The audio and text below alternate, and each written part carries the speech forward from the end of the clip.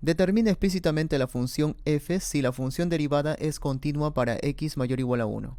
Y f de x es igual a 1 más la integral de toda esa expresión, ¿no es cierto? En otras palabras, debemos de encontrar f en términos solamente de x. El primer teorema fundamental nos decía que si teníamos una función continua en un intervalo cerrado, esta función es integrable en ese intervalo. Y además teníamos una función h que está definida como la integral de esta función sobre ese intervalo, entonces este h era diferenciable en ese intervalo. ¿Quién garantizaba que f sea diferenciable? La continuidad de f. En otras palabras, f vendría a ser la derivada de la función h de x en el intervalo cerrado, ¿no? En ese intervalo cerrado. Una consecuencia de este teorema era que si teníamos en el límite superior una función g de x, entonces la derivada de h de x por la regla de cadena, teníamos que era la misma función evaluada en g de x por la derivada de g de x. Solo se añade la derivada de g de x. Muy bien, entonces como 1 pertenece al intervalo, vamos a evaluar en x igual a 1. Entonces f de 1 será igual a 1 más la integral de 1. Arriba es x al cuadrado, entonces 1 al cuadrado. 1 al cuadrado es 1. De f de t, bueno, vamos a poner una función f mayúscula t, que represente a todo, ¿no? Por el diferencial de t. Entonces, ¿esto qué implica, amigos? Que f de 1 será igual a 1. ¿Por qué? Porque esto es igual a 0. Una vez obtenido esto, vamos a enmarcarlo. Aplicando el primer teorema fundamental. Entonces, la derivada de la función f será igual a la derivada de 1 más la integral de 1 x al cuadrado, ¿no? De f de raíz de t sobre 1 más t al cuadrado de t. Y acá recordemos que x mayor o igual a 1.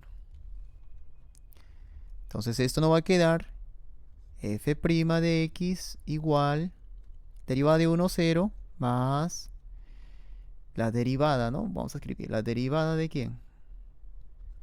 De la integral de todo esto, ¿no? De 1 x al cuadrado f raíz de t sobre 1 más t al cuadrado de t. Listo. Y aquí es donde se aplica, ¿no es cierto? f' de x será igual, evaluamos a f, a toda esta expresión, en x al cuadrado. Sería valor absoluto de x, ¿no? Raíz de x al cuadrado, valor absoluto de x. Y aquí entre 1 más t al cuadrado, es decir, x a la cuarta. Y vamos a derivar g de x. ¿Quién es g de x? X al cuadrado. Por lo tanto sería 2x. Listo. En otras palabras, f de x, como x es mayor o igual a 1, entonces f de x será f de x, acá prima, ¿no? La derivada de f de x será f de x por 2x entre 1 más x a la cuarta. Muy bien. ¿Qué más? Como f es continua para x mayor o igual a 1, entonces vamos a resolver esta ecuación diferencial, ¿no? Desde x de un f de x prima entre f de x será igual de 1 a x de 2x 1 más x a la cuarta de x. Listo. Esto nos quedaría igual al logaritmo natural de un f de x menos logaritmo natural de f de 1, ¿no? Igual a la integral 1 de x de 2x de x es diferencial de x al cuadrado. Y lo voy a colocar así para que vean. Lo vean con más claridad. Más x al cuadrado y todo al cuadrado. Muy bien, entonces aquí, ¿cuánto era f de 1? Recuerda, f de 1 era 1. Entonces, logaritmo natural del valor absoluto de f de x menos el logaritmo natural de 1. Esto será igual a la integral de 1 de x, no, de x al cuadrado. Bueno, estamos copiando otra vez, ¿no? Ya, pero esta integral es muy conocida, ¿no es cierto? Es muy conocida, muy fácil de resolver. ¿Cuánto es logaritmo de 1? Es 0. Entonces me quedaría logaritmo natural de f de x igual al arco tangente de x al cuadrado menos arco tangente de 1.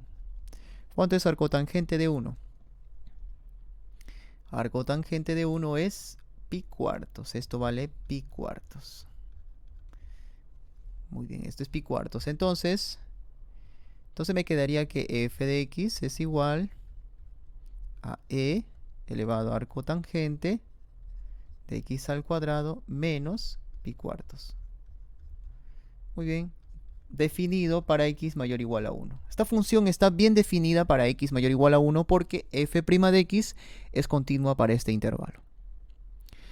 Gráficamente esta función se ve así, la línea de verde. Si se dan cuenta, esta función es continua. Pero si apreciamos bien, no encontramos en la gráfica vértices ni picos. Por lo tanto, podríamos decir que esta función f de x es diferenciable sobre todo los reales, ¿no? Sobre todo su dominio, ¿no? No solamente para x mayor o igual a 1, ¿no? Incluso para x menores que 1. Si reemplazamos en la función de la derivada y graficamos, mira, vemos también una gráfica continua, que es continua, no solamente para x mayor o igual a 1, sino también para x menores que 1, ¿no? Es continua. Entonces, podríamos decir que esta función f de x es para todos los reales, ¿no? Entonces vamos a enmarcarla. Vamos a enmarcar. Ahí está. Nos vemos en una próxima.